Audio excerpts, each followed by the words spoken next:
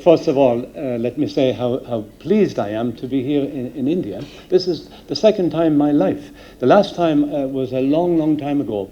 In 1976, I came to India from Lebanon all the way by road, as far as Calcutta, and I went back by road. It was a journey of 4 months. It was an incredible experience. This time, I chose the easier route. I came by plane. Okay, now, I'm very pleased to be here because India is such a fascinating country.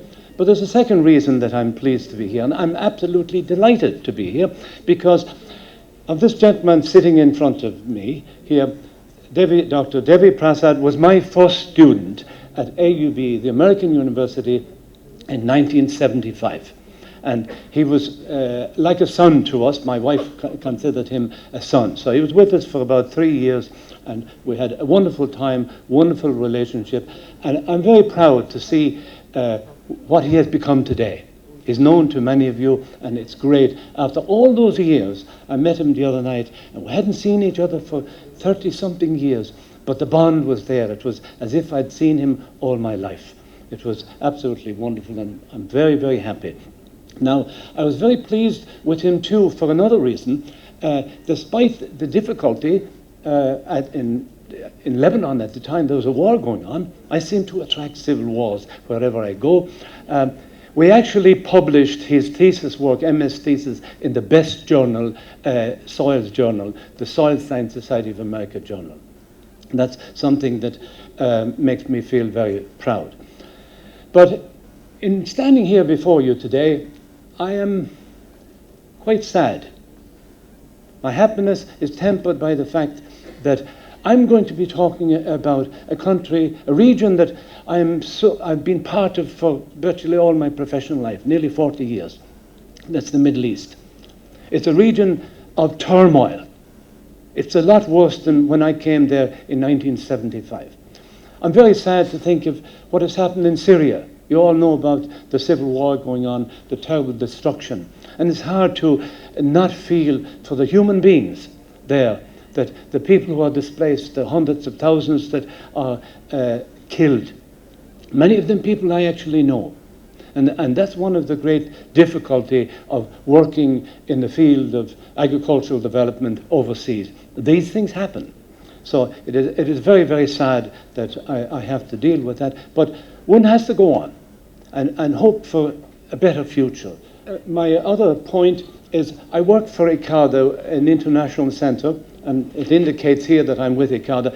I'm no longer with ICARDA because ICARDA doesn't no longer exist in Syria. The center that had hundreds of thousands of dollars, in fact, millions put into it, is destroyed. Beautiful center, one of the finest research centers in the world that I spent 20 years in. It's gone. It's occupied by the rebels. We don't hear anything about it. And one feels a total sense of failure, having been there and having this incredible destruction. The center now is decentralized. The actual station itself is gone. And that's very, very sad. Anyway, when I was asked to give the presentation here, I thought, what will I talk about? And I thought it's a diverse group, so I'll just give a general presentation on soil fertility for crop production in the Middle East, and basically my own experiences. So I'm going to run through it fairly quickly, and I'm not going to go into a lot of detail, essentially give you the flavor of the work. That's what you really need to know, and basically I'll come up with some conclusion. Now we live in a world, it's ever-changing. Some of our speakers talked about that. You all know that. Economically, climatically it's changing, and in the Middle East, politically it's changing. These are the challenges. It's very common now to talk about challenges that we all face. And you look at them, there's a whole mix of them: poverty, population growth, and so on, socioeconomic constraints. These are all the things that affect agricultural production and the farmer. I come from a farming background. We had a very small farm in Ireland, So I have some feeling for people that grow up in a small place. We actually there were 6 of us in a family. We had no electricity and very low income, no running water. So I have a feeling for the people out there in our region of the Middle East and beyond that suffer and that are trying to make a living.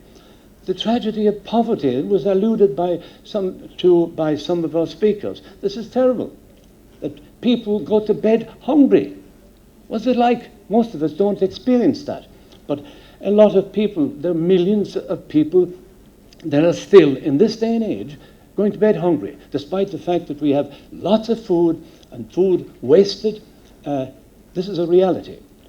Now, as we look, another aspect of change that has been mentioned here is climate change. And from my information and my colleagues in the Middle East, climatologists, the Middle East is going to become drier. Now, this was one of the centers of civilization. This is where agriculture began, where mankind evolved with civilization. This is going to become drier. Things are going to get worse. I would love to say, yes, they're going to get better, but they're not. Realistically, they're not. Looking at water, we're not able to invent water. The situation in the Middle East is going to become more dire in the future. What are we going to do about it? We have to rack our brains to see, can we do anything about it? Merely doing research is not a guarantee that change will come about.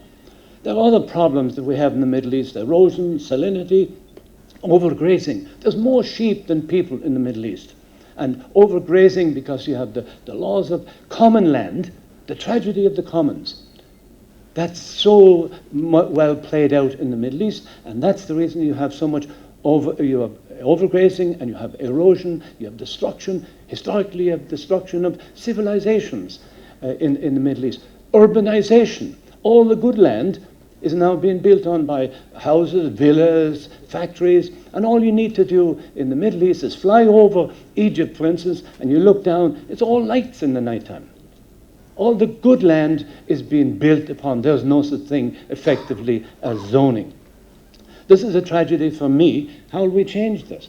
Now, I spent my 20 years in the Middle East, the last 20 years, with one of the CG centers. You have one here in Hyderabad, Ikrasad, and I won't belabor these. Look at the slide here. These centers around the world, they're focusing on crops, and they're focusing on improving the standard of living in developing countries, poorer people. Some are focusing on crops like Simit on wheat, and that we heard about the Erie on rice. Others are more on disciplines and multi-dimensional.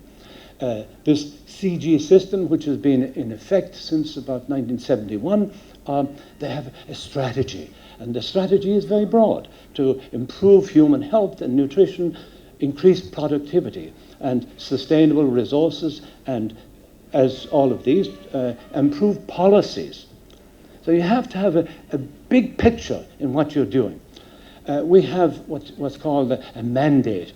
And when we were set up, ICADA was set up, they were given a region. Our region was the Middle East, and basically connecting with dry areas throughout the world. We have a very strong connection with Ikrasad here, especially on pulses, legumes, chickpea, and lentils.